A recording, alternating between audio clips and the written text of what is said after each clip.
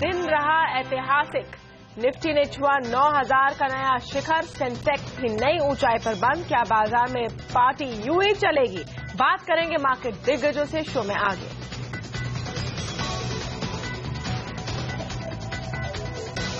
NSCL घोटाले में brokers भी फंसे। मुंबई EOW ने 3 बड़े ब्रोकर्स को किया गिरफ्तार। क्लाइंट कोर्ट से छेड़छाड़ और बोगस वेयरहाउस की रसीद देने का आरोप। किसानों के खिलाफ कोई भी बात हो, मैंने डे 1 से कहा है, हम करेक्ट करने के लिए तैयार हैं।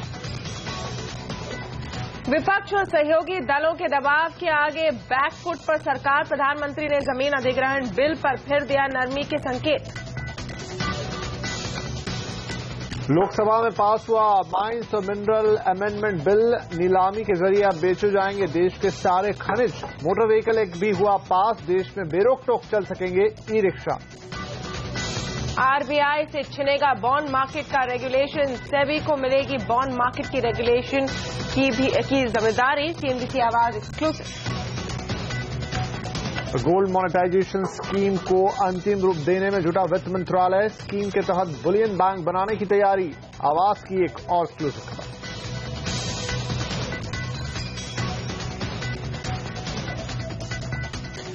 आप देख रहे हैं आवाज एट 9। मैं हूं तमन्ना इनामदार दत्ता और आपके साथ मैं हूं विपिन भट्ट। आगे बढ़े उससे पहले कुछ और हेडलाइंस। सुब्रत राय सहारा के हाथ से निकला लंदन का होटल ग्रोवेनर हाउस। लोन डिफॉल्ट के चलते बैंक ऑफ चाइना की होटल बेचने की तैयारी। 5000 करोड़ रुपए में बिक सकता है होटल। आपके अंदर का घमासान और बढ़ा। नेशनल एग्जीक्यूटिव की बैठक में शामिल नहीं होंगे केजरीवाल। कल की बैठक में योगेंद्र और प्रशांत पर चल सकती है अनुशासन की तलवार। गांधीनगर में बन रही गिफ्ट सिटी में खुलेगा देश का पहला इंटरनेशनल फाइनेंशियल सेंटर। इसी महीने आएगा नोटिफिकेशन। अब मोबाइल ऐप पर टैक्सी बुक करना पड़ेगा महंगा। ऑनलाइन टैक्सी सर्विसेज भी आएंगी सर्विस टैक्स के दायरे में। और वर्ल्ड मोबाइल कांग्रेस में दूसरे दिन माइक्रोसॉफ्ट का रहा जलवा। लॉन्च किए 2 नए फोन।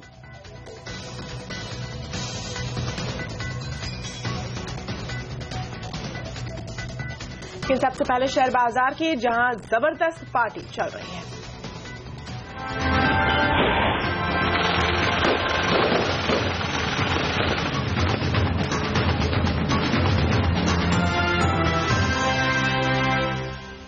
बजट के बाद बुल पूरे जोश में है। आज बाजार के लिए ऐतिहासिक दिन था। निफ्टी ने पहली बार 9000 का स्तर छुआ। हालांकि बंद इसके नीचे हुआ। सेंसेक्स ने भी सेंचुरी जमाई और अब निवेशकों को इंतजार है सेंसेक्स के 30,000 पर पहुंचने का। मिड कैप शेयर अभी आज नई ऊंचाई पर बंद हुए। वैसे लगातार आज चौथे दिन बाजार तेजी के साथ ही बंद हुए। और निफ्टी के लिए 9000 का स्तर छूना सेंटिमेंट के लिहाज से कितना अहम है, इस बारे में बात करने के लिए हमारे साथ जुड़े हैं प्रभुदास लीलाधर के अमीशा वोहरा और रिस्क कैपिटल के डीडी शर्मा। हमारे मार्केट एडिटर अनिल सिंह भी हमारे साथ मौजूद हैं। अमीशा, सबसे पहले आपके पास आएंगे। 9000 का स्तर कितना जरूरी, क्या सिंबल है या बाजार में एक बहुत ही स्ट्रांग अंडरकरंट को दर्शाता है?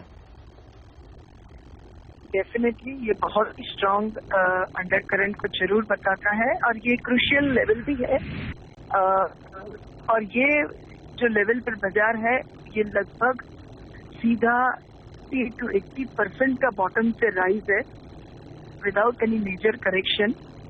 तो ये बहुत ही लंबा एक राइज रहा है इंडाइसेस का।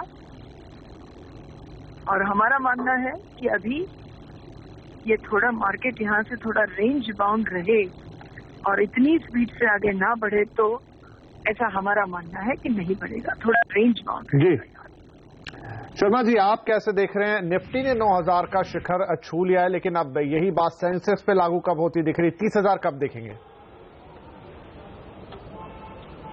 देखिए, अनफॉर्चुनेटली मैं सेंसेक्स को ट्रैक नहीं करता हूं, निफ्टी टर्म्स में ही बात करना चाहूंगा। और निफ्टी टर्म्स में मुझे ऐसा लग रहा है कि ये जो तेजी चल रही है और मोमेंटम चल रहा है, इसका टॉप जो है 9150 से 9200 के बीच में कहीं है। उस लेवल के आसपास पीक बनेगी मार्केट में एक शॉर्ट टर्म, और वहां से एक कंसोलिडेशन या करेक्शन मार्केट के अंदर आ सकता है। और ये जो स्ट्रेंथ है मार्केट में, डेफिनेटली हमारे जो पॉजिटिव जो ट्रेंड चल रहा है ऑलरेडी इकोनॉमी के लिए, जो सॉफ्ट ऑयल प्राइसेज हैं प्लस ग्लोबल लिक्विडिटी है जो जबरदस्त, उन सब के चलते चल रहा है। और मेरे ख्याल से ये चीजें और ये सिचुएशन जो है वो जारी रहेगी, और इन सब का फायदा जो है भारतीय बाजारों को मिल रहा है, और तेजी जो है वो करेक्शन और कंसोलिडेशन को छोड़ के जारी रहने की ही संभावना है। जी शर्मा साहब, इस वक्त पर आप बाजार को कैसे हैंडल करेंगे, और क्या एडवाइस है आपको निवेशकों के लिए जो अभी भी रुके हुए हैं कुछ मेजर इन्वेस्टमेंट्स करने के लिए? क्या ये समय है या थोड़े से कूल ऑफ का इंतजार करना चाहिए? बाजार में हर समय इन्वेस्टमेंट का होता है। अगर आपको इन्वेस्टमेंट करना है तो मेरे ख्याल से इन्वेस्टर्स को टाइम करने की जरूरत नहीं होती है, और अच्छे स्टॉक्स आप कभी भी ले सकते हो। आज की तारीख में भी अगर आप L&T लेते हैं तो मैं नहीं समझता कि आपको नुकसान होगा। आज की तारीख में भी आप SBI लेते हैं तो मैं नहीं समझता हूं आपको कभी नुकसान हो सकता है। तो इस तरह से आप कभी भी इन्वेस्टमेंट कर सकते हैं। लेकिन फिर भी जो लोग ट्रेड करते हैं, टाइम करते हैं या शॉर्ट और मीडियम टर्म से इन्वेस्ट करते हैं, उनके लिए भी मार्केट में हमेशा अपॉर्चुनिटी रहती है, क्योंकि मार्केट कितना भी तेज हो, सारे स्टॉक एक साथ पीक पर नहीं होते हैं, एक साथ बॉटम पे नहीं होते हैं। डिफरेंट साइकिल्स होते हैं उनके टॉप और बॉटम बनाने के, या पीक या ट्रू बनाने के। तो उसको देखते हुए आप जो है हमेशा इन्वेस्ट कर सकते हैं या हमेशा ट्रेड कर सकते हैं। राइट। हमेशा कुछ कहना चाहेंगे आप? 9000 के बाद अब जो आगे का सफर होगा तो कौन से सेक्टर्स होंगे जो लीड करेंगे? हमारा मानना है कि आगे चलते हुए इंफ्रास्ट्रक्चर रिलेटेड स्टॉक्स जो EPC कंस्ट्रक्शन में होंगे, और ऑल्सो जो EPC कंस्ट्रक्शन के थोड़े सप्लाई करते होंगे, वो सब साइड के स्टॉक्स अच्छे चलने चाहिए। दोनों चीज उनके फायदे में रहेगी। जो जरा ज्यादा ऑर्डर्स आएंगे सेक्टर में, रेलवेज या रोड्स या अदर कंस्ट्रक्शन में, एट द सेम टाइम जो इंटरेस्ट रेट रिडक्शन होगा उससे भी उनको थोड़ा फायदा होगा। और most of the sector and stocks last 3-4 साल से सब स्ट्रगल कर रहे थे, तो मुझे लगता है ये सेक्टर काफी अच्छा है। जी शुक्रिया अमीशा और शर्मा जी हमसे बात करने के लिए। तो ये थी जानकारों की राय। अनिल सिंघवी के पास अब चलते हैं, CNBC आवाज के मार्केट एडिटर। अनिल, निफ्टी ने आज 9000 का लेवल दिखा दिया, लेकिन इसके पीछे किस तरह के फैक्टर्स और फ्लो रहा? एक्शन चौतरफा देखने को मिला, लेकिन साफ तौर पर सेंसेक्स और निफ्टी की बात करें तो फर्स्ट हाफ पॉजिटिव लेकिन थोड़ा सा शांत था। उसके बाद सेकंड हाफ में या यूं कहें कि आखिरी आधे पौन घंटे में बाजार में तेज रिकवरी लौटती हुई दिखी और नए हाई बनते दिखे। मिड कैप और स्मॉल कैप शेयर भी आज मजबूती के साथ ही बंद होने में कामयाब रहे। यहां पर भी एक अच्छी खरीदारी देखने को मिली। आधा % के अगेंस्ट सेंसेक्स निफ्टी में थे, लेकिन मिड कैप और स्मॉल कैप शेयर शुरुआती कारोबार में इससे ज्यादा बेहतर प्रदर्शन करते हुए नजर आए। जो सेक्टर्स बाजार को सपोर्ट देते हुए दिखे उन पर नजर डालें तो फार्मा शेयरों में एक अच्छी खरीदारी का रुझान बना।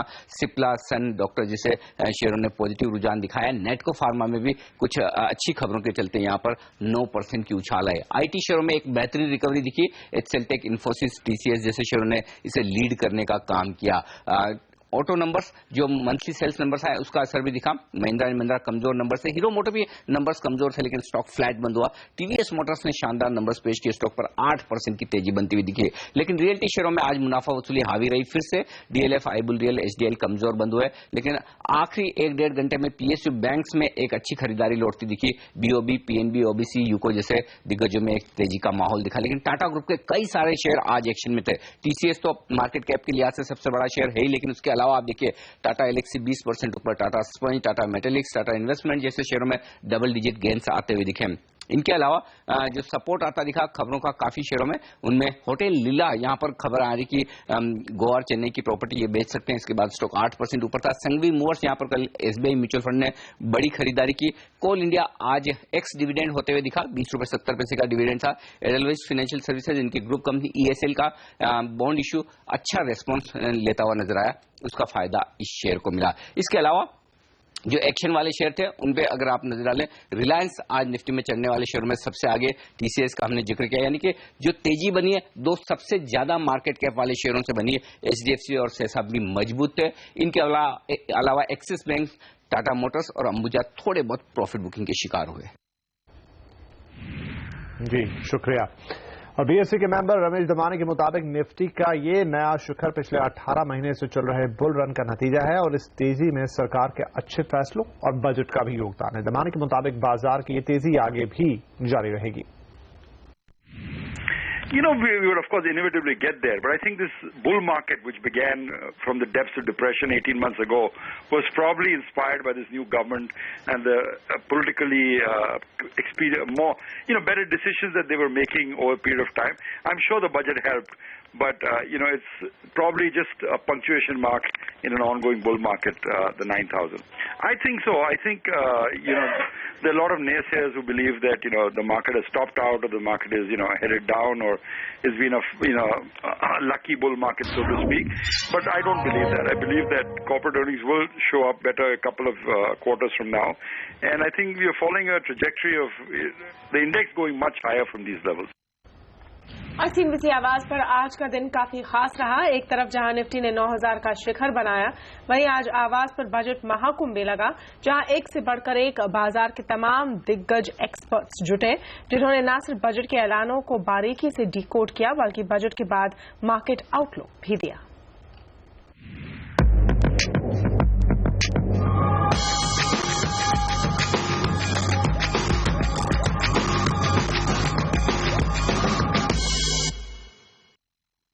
आज भारत का जो स्टॉक मार्केट है वर्ल्ड में सबसे बेहतर माना जाता है। इनफैक्ट वित्त मंत्री जी ने भी कहा कि भारत के जो स्टॉक मार्केट है वो काफी अच्छे माने जाते हैं। तो उस हिसाब से जो ट्रांजैक्शन प्रोसेसिंग स्ट्रक्चर है भारत का वो बहुत अच्छा हो गया है। स्टॉक मार्केट लास्ट 2 साल से बहुत अच्छा रिटर्न दे रहा है, तो उसकी वजह से लोग स्टॉक मार्केट की तरफ वापस प्रेरित हो रहे हैं। और मुझे लग रहा है कि अगले 20 साल में भारत जैसा कोई भी देश नहीं है जहां पर इतना ज्यादा ग्रोथ होगा, इतनी ज्यादा एम्प्लॉयमेंट मिलेगी, इतना ज्यादा सेविंग्स होगा, इतना ज्यादा निवेश होगा।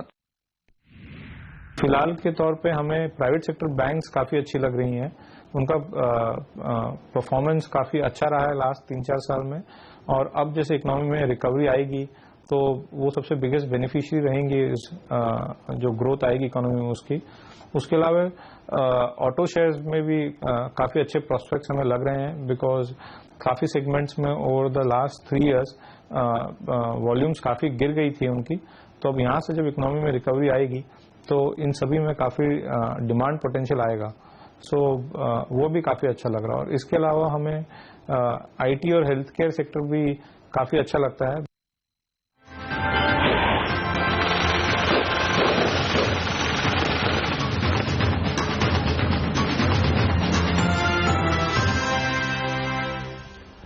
और NSCL मामले में बड़े ब्रोकर्स की गिरफ्तारी देखेंगे इस ब्रेक के बाद डिटेल में। और जमीन अधिग्रहण पर प्रधानमंत्री ने दिए नरमी के संकेत, हो सकते हैं बिल में बदलाव। देखिए सारी खबर इस छोटे से ब्रेक के बाद।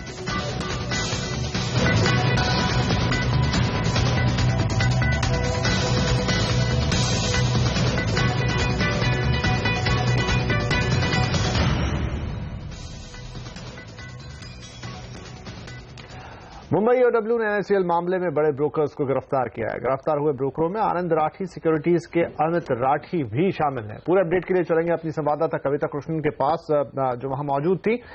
कविता, क्या अपडेट है आपके पास? बड़ी गिरफ्तारियां हुई हैं, अब आगे OW क्या एक्शन करने वाला है? जी, 2 साल से हो रहे NSCL घोटाले की जांच में ये पहला ब्रोकरेज हाउस से हुआ ये पहला अरेस्ट है। और जो बात सामने आई है, जांच के दौरान कई मैल प्रैक्टिसेस सामने आए, इसलिए इन ब्रोकरेज हाउसेस के डायरेक्टर्स को अरेस्ट किया गया है। आपको जैसे बता दें, फॉर इंस्टेंस जो यूनिक क्लाइंट कोड है उसका गैर इस्तेमाल किया गया है। बिना क्लाइंट को बताए यूनिक क्लाइंट कोड को बदला गया है, बिना क्लाइंट को बताए उनके नाम पर ट्रेडिंग तक किया गया है। 1000 करोड़ से ज्यादा ट्रेडिंग का एक केस EOW के सामने आया था। वॉल्यूम बढ़ाने के लिए शॉर्ट सेलिंग का आरोप इन ब्रोकरेजेस पर लगाया गया है। साथ ही इन पर सर्कुलर ट्रेडिंग करने का भी आरोप जो है लगाया गया है। साफ तौर पर ब्रोकर्स और NSCL के बीच मिली भगत की बात जो है सामने आई है, और इसी वजह से जो है इन ब्रोकरेज हाउसेस के डायरेक्टर्स को अरेस्ट किया गया है। Miss selling, cheating and forgery, miss representation और क्रिमिनल कॉन्स्पिरेसी के जो सेक्शन है के चार्जेस पर इन ब्रोकरेज हाउसेस के डायरेक्टर्स को अरेस्ट किया गया है। कल आनंद राठी, IIFL और जियोजीत पारिबास के जो डायरेक्टर्स हैं उनकी पेशी कल कोर्ट में किया जाएगा। जी शुक्रिया कविता। उधर आनंद राठी कमोडिटीज ने अपनी सफाई में कहा कि उन्होंने जांच के दौरान पूरा सहयोग दिया था, ऐसे में मौजूदा हालत में गिरफ्तारी सही नहीं है और वो इस कार्रवाई से निराश है।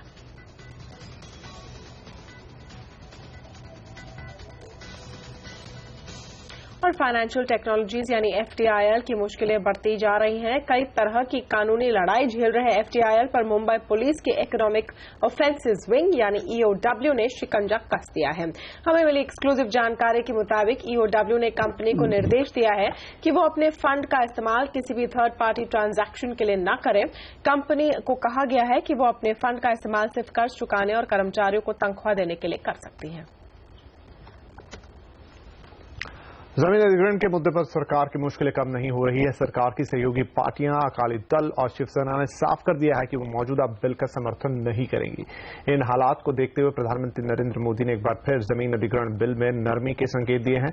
राज्यसभा में राष्ट्रपति के अभिभाषण का जवाब देते हुए उन्होंने कहा कि अगर बिल में कोई गड़बड़ी होती है तो सरकार उसे ठीक करने के लिए तैयार है। किसानों के खिलाफ कोई भी बात हो, मैंने डे वन से कहा है हम करेक्ट करने के लिए तैयार हैं, लेकिन जो हुआ है उसमें कमियां हैं, क्योंकि वो करने वाले में हम भी थे। हम ये मना नहीं करते कि हमने नहीं किया है। अगर अच्छा है तो हमें क्रेडिट मत दो, लेकिन पाप है तो कुछ पाप का भागीदारी हमारी भी है। लेकिन अब हमें उसमें से बाहर आना चाहिए, देश हित के लिए आना चाहिए, विकास के लिए आना चाहिए। और मैं इसको अहंकार का और राजनीति का पहलू बनाना नहीं चाहता हूं। और प्रधानमंत्री नरेंद्र मोदी ने जम्मू कश्मीर के मुख्यमंत्री मुफ्ती मोहम्मद सईद के बयान पर भी उत्साहित सहमति जताई। उन्होंने राज्यसभा में कहा कि आतंक के मुद्दे पर जीरो टॉलरेंस होना चाहिए। प्रधानमंत्री मोदी ने कहा कि जम्मू कश्मीर में जो सरकार बनी है वो कॉमन मिनिमम प्रोग्राम के आधार पर चलेगी। अगर कोई बयान दे और हम उस पर चर्चा करें तो कोई अच्छी बात नहीं है। आतंकियों के मुद्दे पर हम जीरो टॉलरेंस की बात करते हैं। जम्मू कश्मीर के मतदाताओं ने वोट देकर हमारा हौसला बढ़ाया है। कश्मीर के मतदाताओं ने न सिर्फ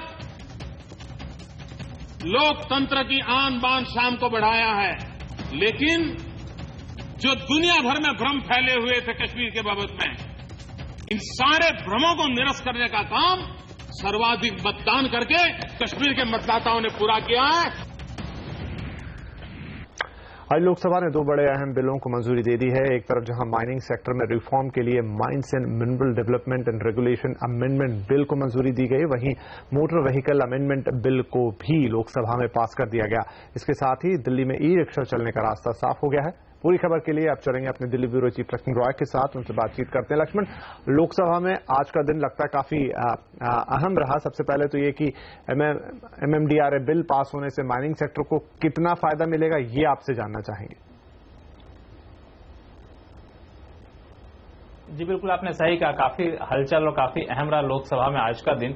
और जहां तक MMDRA बिल का सवाल है तो उस बिल के पारित होने के साथ ही पूरे माइनिंग सेक्टर में जो अनिश्चितता का माहौल था अध्यादेश के जरिए बिल को लागू करने से, वो अनिश्चितता का माहौल अब लगभग खत्म होता दिख रहा है। उसमें सबसे बड़ी बात ये निकल कर आ रही है कि माइनिंग सेक्टर, जो भी माइनिंग होगा वो माइनिंग के ऑक्शन, नीलामी को अब कानूनी मंजूरी मिल गई है कि जो भी माइंस के आवंटित किया जाएगा वो ऑक्शन के जरिए किया जाएगा। ऑक्शन 50 साल के लिए होगा, आजीवन नहीं होगा, रिन्यूअल नहीं किया जाएगा। और दूसरी महत्वपूर्ण बात यहाँ पे ये है कि अब राज्यों को साथ ये अधिकार दिया है कि आप आवंटित करें, लेकिन जो नीलामी की प्रक्रिया है, शर्तें हैं, वो केंद्र सरकार तय करेगी।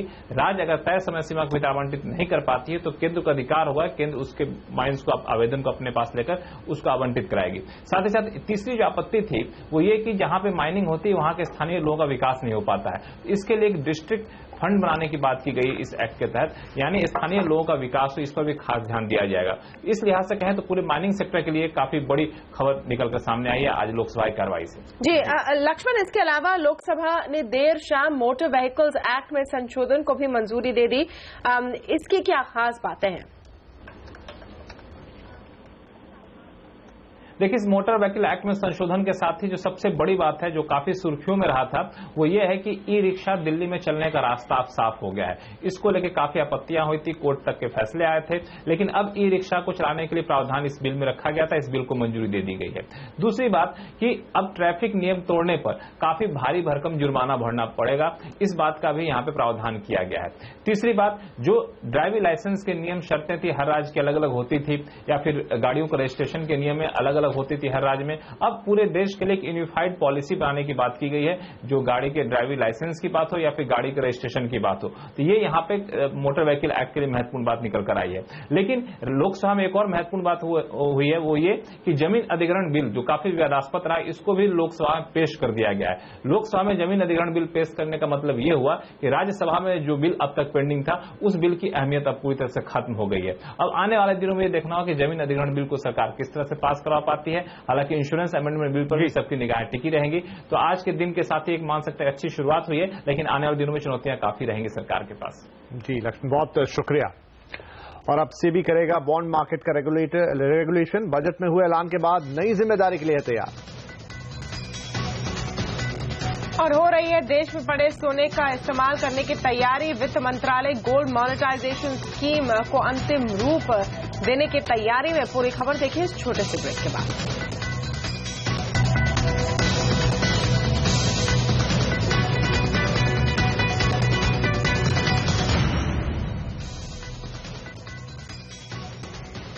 पिछले 3 दिनों से हम लगातार बात कर रहे हैं बजट के अलग अलग प्रावधानों के बारे में, और इसी सिलसिले में आइए आपको बताते हैं कि किस तरह आरबीआई की भूमिका पूरी तरह से बदलने वाली है।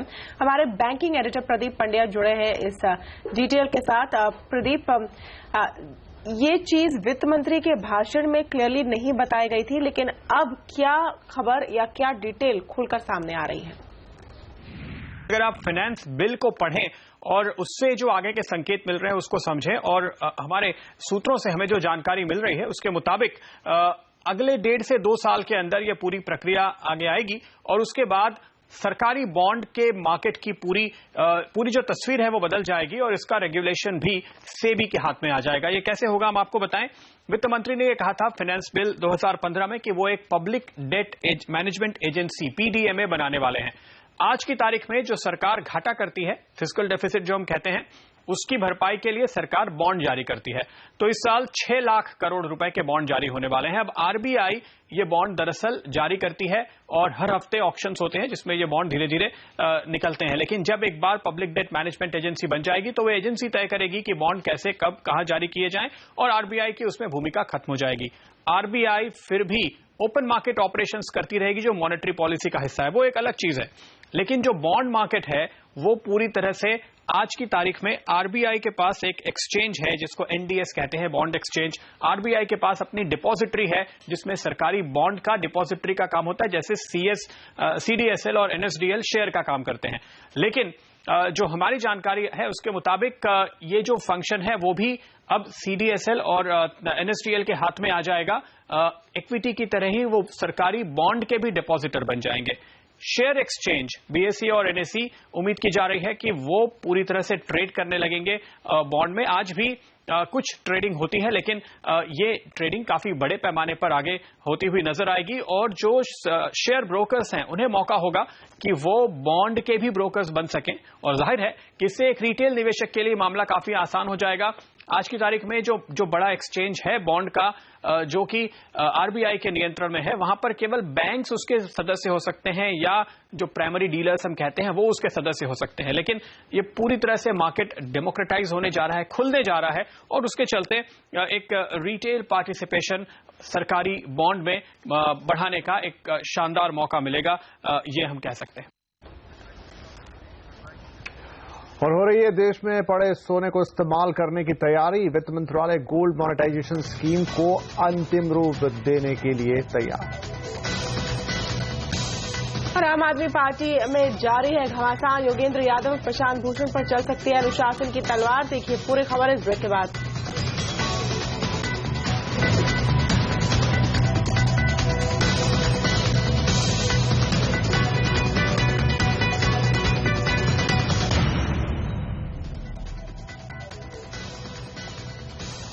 बजट में गोल्ड मॉनेटाइजेशन स्कीम के ऐलान के साथ ही वित्त मंत्रालय इस स्कीम को अंतिम रूप देने में जुट गया है। सीएनबीसी आवाज को मिली एक्सक्लूसिव जानकारी के मुताबिक गोल्ड मॉनेटाइजेशन स्कीम के लिए सरकार बुलियन बैंक बना सकती है। इस पूरे काम में एमएमटीसी की भी काफी अहम भूमिका रहेगी। Introduce a gold monetization scheme which will replace both the present gold deposit and gold metal loans. The new scheme will allow depositors of gold to earn interest in their metal account and jewelers to obtain loans in their metal account. Banks and other dealers would also be able to monetize this gold. Budget में इस ऐलान के साथ ही वित्त मंत्रालय gold monetisation scheme के मसौदे को अंतिम रूप देने में जुट गया है। शुरुआती प्रस्ताव के मुताबिक इस स्कीम के तहत एक बुलियन बैंक बनाया जा सकता है। ये बुलियन बैंक लोगों से गोल्ड लेगा और उसे ज्वेलर्स को देगा।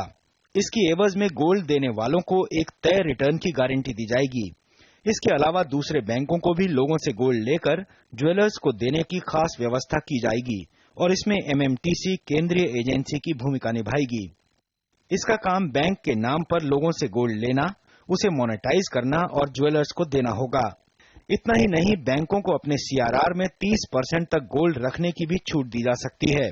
हालांकि सूत्रों के मुताबिक रिजर्व बैंक सीआरआर में गोल्ड शामिल करने के खिलाफ है, क्योंकि इससे सीआरआर में उतार चढ़ाव का खतरा बना रहेगा।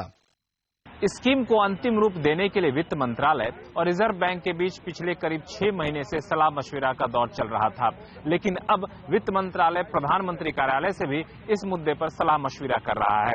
माना जा रहा है कि मई के आखिरी हफ्ते तक इस स्कीम का ऐलान कर दिया जाएगा। एक अनुमान के मुताबिक देश में 20,000 टन सोना पड़ा हुआ है और सरकार इसे प्रोडक्टिव यूज में लाना चाहती है। इसका मकसद गोल्ड इंपोर्ट पर शिकंजा कसना है, जिससे देश के वित्तीय घाटे पर काबू पाने में भी मदद मिलेगी। लक्ष्मण रॉय, दिल्ली। सुब्रत रॉय सहारा को करारा झटका लगा है। लंदन की जिस ग्रोवेनर हाउस होटल को बेचकर सुब्रत रॉय की जमानत का इंतजाम किया जाना था, वो सहारा के हाथ से निकल गया।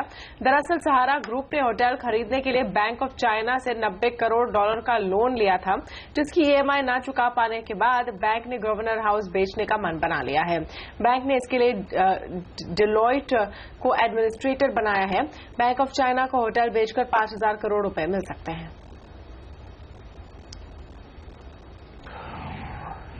उधर सहारा ने बैंक ऑफ चाइना के लोन को चुका देने का भरोसा जताया है। कंपनी का कहना है कि ग्रोवेनर हाउस होटल के लिए एडमिनिस्ट्रेटर नियुक्त किया गया है।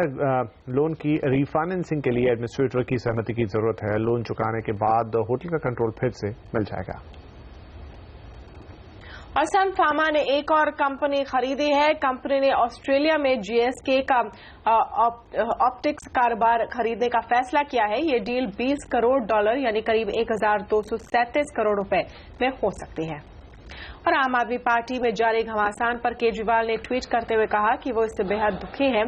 यहां तक कि कल होने वाले बैठक की नेशनल एएपी की नेशनल एग्जीक्यूटिव में केजरीवाल शामिल नहीं होंगे। आम आदमी पार्टी में सब कुछ ठीक नहीं चल रहा है। पार्टी नेता आशुतोष और आशीष खेतान ने आरोप लगाया है कि भूषण परिवार पार्टी पर कब्जा करना चाहता है। हालांकि योगेंद्र यादव का कहना है कि उन्होंने तो सिर्फ पार्टी में आंतरिक लोकतंत्र के लिए आवाज उठाई थी। वहीं पार्टी की 4 मार्च को राष्ट्रीय कार्यकारिणी की बैठक में प्रशांत भूषण और योगेंद्र यादव भी शामिल होंगे। मतभेद हर जगह होते हैं, होने चाहिए, बस मतभेद जो है वो मनभेद में ना बदल जाए, इसकी कोशिश करनी चाहिए। राजनीति बहुत धीरज और संयम का काम है। मुझे पूरा विश्वास है कि चीजें बेहतर होंगी। इस बीच अरविंद केजरीवाल ने ट्वीट कर पार्टी में मचे घमासान पर चुप्पी तोड़ी है। केजरीवाल ने लिखा है कि पार्टी में जो कुछ हो रहा है उससे मैं बेहद आहत और दुखी हूं। ये उस दिल्ली के भरोसे को तोड़ने जैसा है जिसने हम पर भरोसा किया। मैं इस गंदी लड़ाई में नहीं पड़ना चाहता। मेरा ध्यान सिर्फ दिल्ली में सरकार चलाने पर रहेगा। केजरीवाल की तबीयत खराब होने की वजह से वो 5 मार्च से 10 दिन की छुट्टी पर जा रहे हैं। अब मोबाइल ऐप पर टैक्सी बुक करना पड़ेगा महंगा। और बेमौसम बरसात से फसलों का हाल हुआ बेहाल। आगे और बारिश की आशंका बताएंगे आपको ब्रेक के बाद।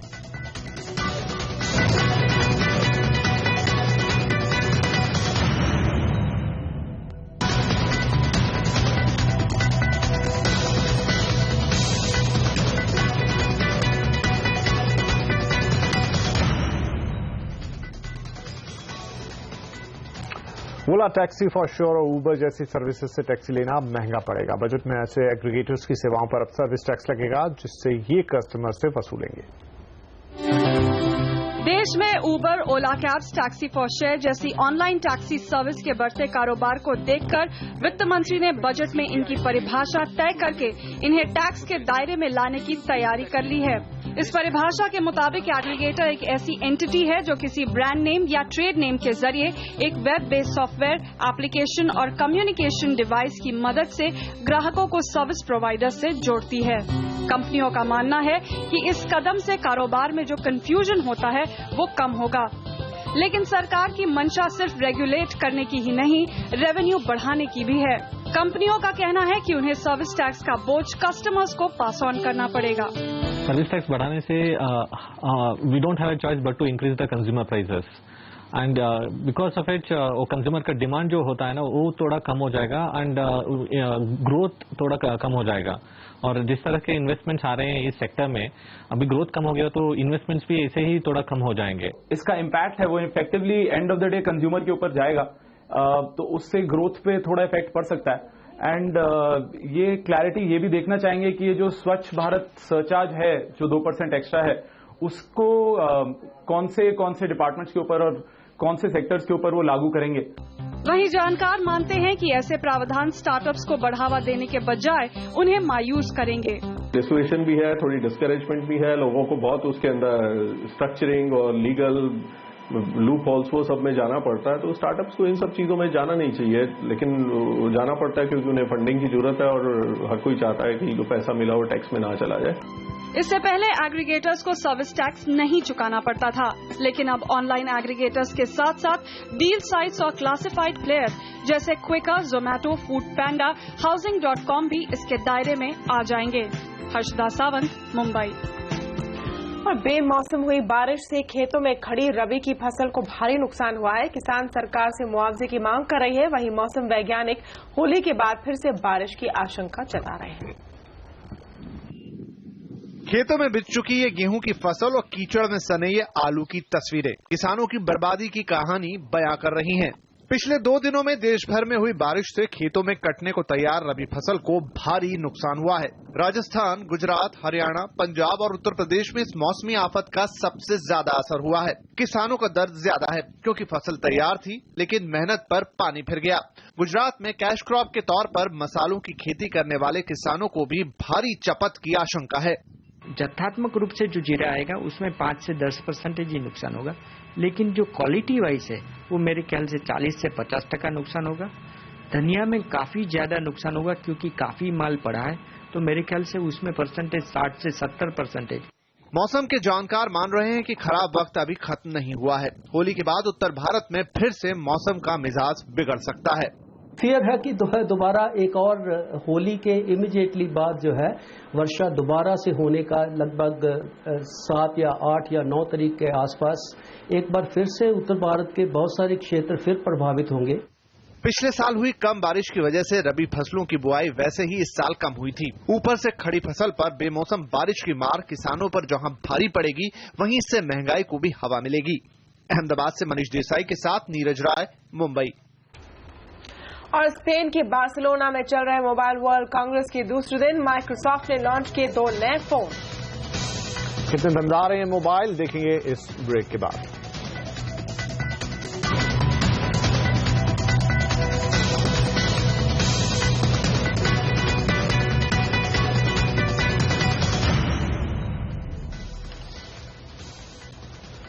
विज्ञापन और मीडिया वर्ल्ड की क्रिएटिविटी को सम्मानित करने वाला सबसे बड़ा मेला गोवा फेस्ट इस साल 9 से 11 अप्रैल तक होगा। खास बात यह है कि गोवा फेस्ट अपने 10 साल मना रहा है। पिछले साल कई विवादों के चलते गोवा फेस्ट काफी ठंडा रहा। कई बड़ी एजेंसियां जैसे मैकैन एरिक्सन और गरवी ग्रे गोवा फेस्ट में हिस्सा ले रहे हैं या नहीं, ये साफ नहीं है। गोवा फेस्ट की कमेटी ने एंट्रीज की फाइनल डेट आगे बढ़ा दी है। हम इंट्रोड्यूस कर रहे हैं यूथ लैब्स, उसमें एक क्रिएटिव लैब होगी और एक मीडिया लैब होगी। अंडर 30 यंग गन्स के लिए यहाँ पर एक ओकेजन होगी जब वो जब वो इंडस्ट्री के दिग्गजों से इंटरैक्ट कर पाए और सीख पाए। स्पेन के बार्सिलोना में चल रहा है दुनिया का सबसे बड़ा मोबाइल फोन का मेला। आज का दिन रहा जहां पर माइक्रोमैक्स के नाम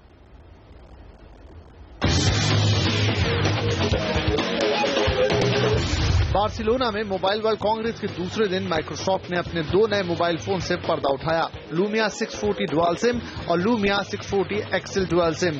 लूमिया 640 डुअल सिम में 5 इंच कॉर्निंग गोरिल्ला ग्लास 3 वाला क्लियर ब्लैक डिस्प्ले दिया गया है। पावरफुल प्रोसेसिंग के लिए इसमें 1.2 gigahertz quad core Snapdragon 400 processor है। साथ में है 8 मेगापिक्सल का कैमरा। अगर आप सेल्फी खींचना चाहते हैं तो इसमें सेल्फी के लिए 0.9 मेगापिक्सल का कैमरा भी है। लूमिया 640 में 8 GB की इंटरनल स्टोरेज है। लूमिया 640 डुअल सिम की कीमत 10 से 12,000 रुपए के बीच रहने की उम्मीद है। और लूमिया 640 डुअल सिम के साथ माइक्रोसॉफ्ट ने लूमिया 640 एक्सेल भी दिखाया। इसके नाम से ही जाहिर है कि ये लूमिया 640 का बड़ा वर्जन है। लूमिया 640 एक्सेल में 5.7 इंच का क्लियर ब्लैक डिस्प्ले दिया गया है। बड़े डिस्प्ले के साथ साथ इसमें लो पावर मोड भी है ताकि आपको लंबी बैटरी लाइफ मिले। फास्ट प्रोसेसिंग के लिए इसमें 1.2 gigahertz quad core processor 1 GB RAM के साथ दिया गया है। लूमिया 640 एक्सेल में भी 8 GB का इंटरनल स्टोरेज है। फोटोग्राफी की बात करें तो लूमिया 640 एक्सेल में 13 मेगापिक्सल का रियर कैमरा और सेल्फी के लिए 5 मेगापिक्सल का कैमरा दिया गया है। लूमिया 640 एक्सेल जब बाजार में आएगा तब इसकी कीमत 13 से 18,000 रुपए के बीच रहने की उम्मीद है। ये दोनों ही मोबाइल अप्रैल के आखिर तक भारत में लॉन्च हो जाएंगे। सोनी ने दुनिया के सबसे पतले tablet PC Sony Xperia Z4 को लॉन्च कर दिया है। 10.1 इंच का ये टैबलेट पीसी 6.1 mm पतला है और वजन है सिर्फ 389 ग्राम। इसकी स्क्रीन 2K भी सपोर्ट करती है। प्रोसेसिंग के लिए इसमें latest octa core Snapdragon 810 processor के साथ 3 GB रैम दी गई है। स्टोरेज के मामले में सोनी एक्सपीरिया Z4 में 32 GB की इंटरनल स्टोरेज है और सोनी एक्सपीरिया Z4 में 4G सपोर्ट भी होगा। सोनी एक्सपीरिया Z4 बाजार में कब आएगा और इसकी कीमत क्या होगी, इस बारे में सोनी की ओर से अभी कोई ऐलान नहीं किया गया है। बार्सिलोना मोबाइल वर्ल्ड कांग्रेस में लिनोवो ने नए स्मार्टफोन लिनोवो वाइड शॉट से पर्दा उठाया। इस कैमरा स्मार्टफोन में 8 मेगापिक्सल का सेल्फी कैमरा और 16 मेगापिक्सल का प्राइमरी कैमरा दिया गया है, वो भी 3 LED फ्लैश के साथ। मेटल और ग्लास डिजाइन के साथ आने वाला यह स्मार्टफोन प्रीमियम दिखता है।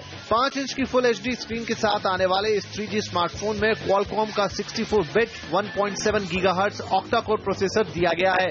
3 GB रैम के साथ इसको सपोर्ट मिलता है 2900 mAh बैटरी का। लिनोवो वाइड शॉट बाजार में जून तक आ सकता है और उसकी कीमत 22 से 23,000 रुपए के बीच रह सकती है।